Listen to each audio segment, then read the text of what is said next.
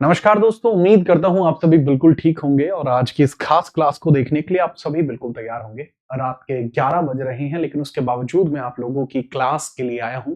इसके पीछे का कारण भी खास रहा होगा, इसी कारण से मैं इस क्लास के अंतर्गत मौजूद हुआ हूं। अगर कारण खास ना होता तो शायद मैं इस क्लास के अंदर मौजूद ना हो रहा होता।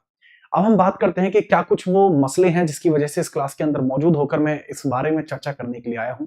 एक बार जो बच्चे आए हैं, एक बार मुझे बता देंगे कौन कौन छात्र वर्तमान में क्लास के अंदर मौजूद हो चुका है। चर्चा करना इसलिए भी जरूरी है कि अभी अभी एसएससी जीडी का रिजल्ट आपको देखने को मिला।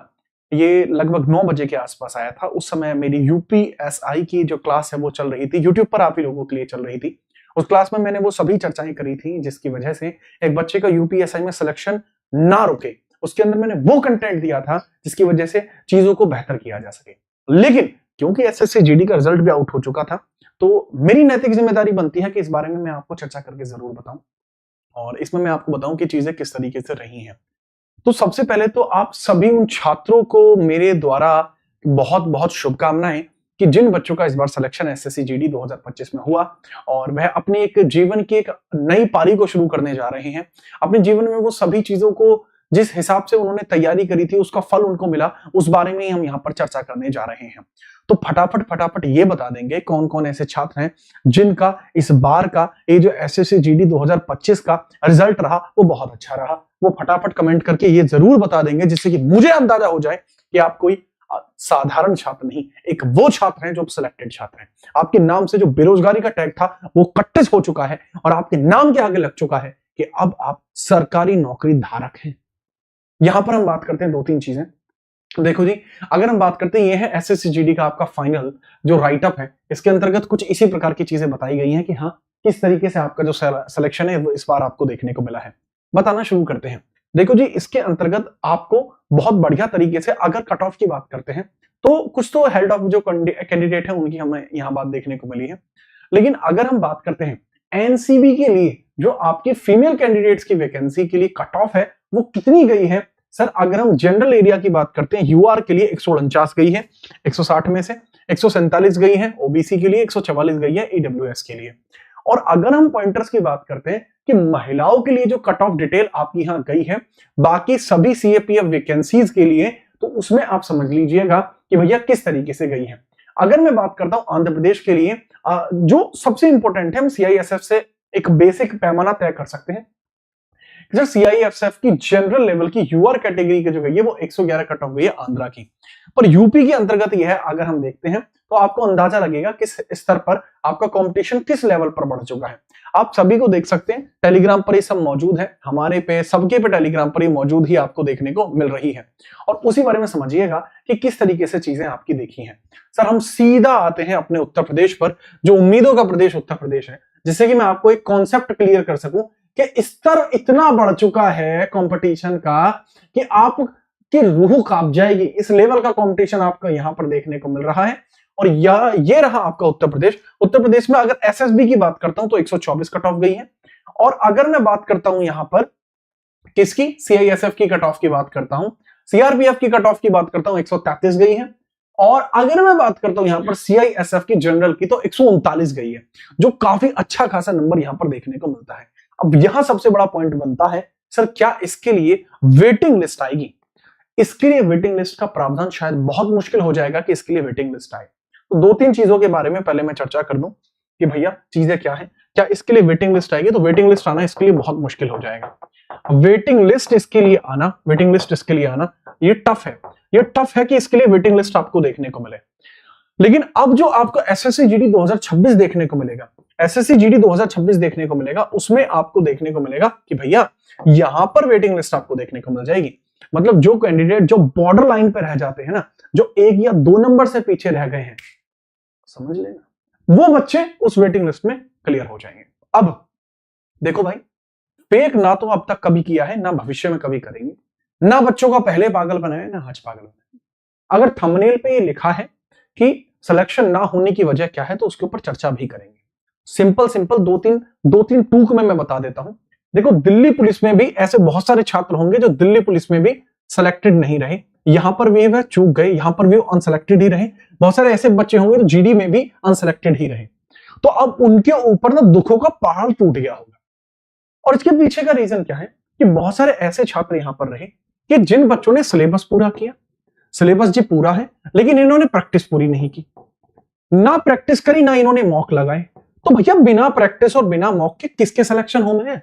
बस सिलेबस तो दुनिया का पूरा है, सिलेबस तो जो फोटो कॉपी निकाल के आपको दे रहा है उसका भी पूरा है, लेकिन भैया सिलेक्शन के लिए केवल एक चीज से काम नहीं बनता, तब बातों से नहीं रातों से लड़ना पड़ता भाई साहब। तो मेहनत अलग ही लगती है। और दूसरा पॉइंट क्या होता है, एक तो ये रहा पहला पॉइंट, दूसरा पॉइंट ये रहा नेगेटिव चीजों के अंदर ज्यादा ध्यान रहा। जैसे अगर हम बात करते हैं कि एसएससी जीडी के अंदर या एसएससी एग्जाम्स के अंदर एबनॉर्मलिटीज हैं, एग्जाम के अंदर फिक्सिंग होती है, सीट बिकती है। भैया सीट बिकेंगे, फिक्सिंग होगी, अगर आप मेहनत करोगे तो भैया अगर आपके खुद के 140 नंबर होते तो क्या आप सेलेक्ट नहीं होते?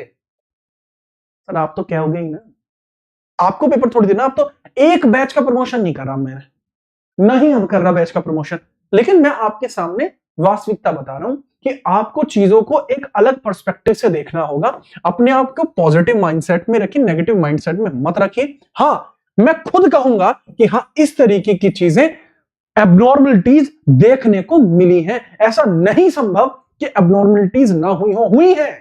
कौन कह रहा नहीं हो? दिल्ली पुलिस के पेपर में हुई है, लोग प्रूफ देने तक के लिए तैयार है। एक बच्चा ऐसा भी है जो कह रहा है कि सर मुझे आप यहां पे विटनेस बना लो, मुझे पता है मैंने पैसे दिए हैं। एक बच्चा ये तक कहने के लिए तैयार है मुझसे कि सर मैं दूंगा ना, मैं बता रहा हूं मैं रेडी हूं सर, मैंने 15 लाख रुपए दिए हैं। अब मैं उसे उठा के लेके आऊंगा, आपके सामने प्रस्तुत करूं। आप जुडिशरी थोड़ी है, मैं जुडिशरी थोड़ी हूं जिस पर डिसीजन दे देगा। अगर दिक्कतें हुई हैं तो सब मिलकर साथ में आएंगे, लेकिन आज की डेट में अधिकांश छात्र, अधिकांश शिक्षक केवल निजी स्वार्थ के कारण इन चीजों को नहीं बोल पाते। ठीक है, याद रखेंगे, चीजों को याद रखेंगे। तो बहुत इंपॉर्टेंट पॉइंटर्स यही हैं कि आप इस चीज को समझें कि दिल्ली पुलिस के अंदर मैटर क्या रहा है। आप इस चीज से नेगेटिव ना बने, आप ये समझें कि वास्तविकता है, या तो एक्सेप्ट कर दो या अपने आप को फिर वही अंधेरे में रखो। मैं आपको लिख के दे रहा हूं कि इसके ऊपर मुझे नहीं लगता कोई बड़ा डिसीजन आएगा। अगर आता है तो मैं समर्थन में हूं कि बताइए क्या करना है, मैं तैयार हूं, अपने सभी छात्र संघ के साथ मैं पूर्णतः तैयार। अब हम बात करते हैं अगली पॉइंटर कि सर नेगेटिव पॉइंट है, सिलेबस आप पूरा नहीं कर रहे, और जो बड़ा रीजन है कि और ये और रहा है कि आप अपडेटेड नहीं रहे।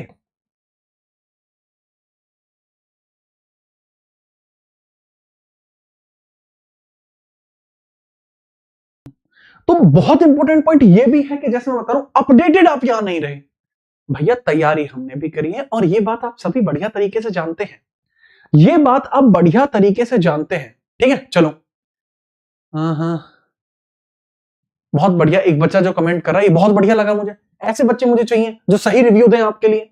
ठीक है, क्यों? अभी लड़का अगर ये सिलेक्टेड होता तो अपनी नौकरी पे पोस्टेड होता। जो कमेंट आ रहा है ना इस लड़के का, ये लड़का अगर अपनी नौकरी पे पोस्टेड होता तो शायद ये कमेंट ही नहीं कर पाता।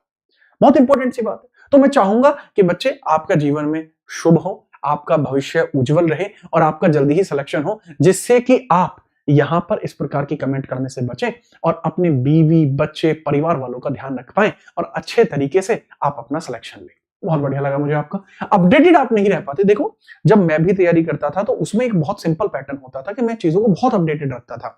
अपडेटेड किस प्रकार से रखता था कि भैया अगर कोई लेटेस्ट पेपर हुआ तो उसको किया जाए।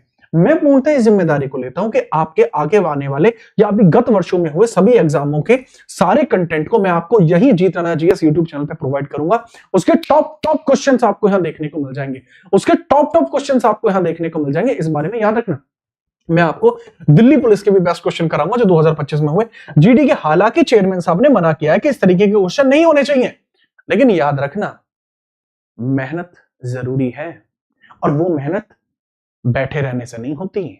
तो उसमें आप याद रख लेना कि जीडी 2025 के, दिल्ली पुलिस 2025 के सवालों को करके जाना।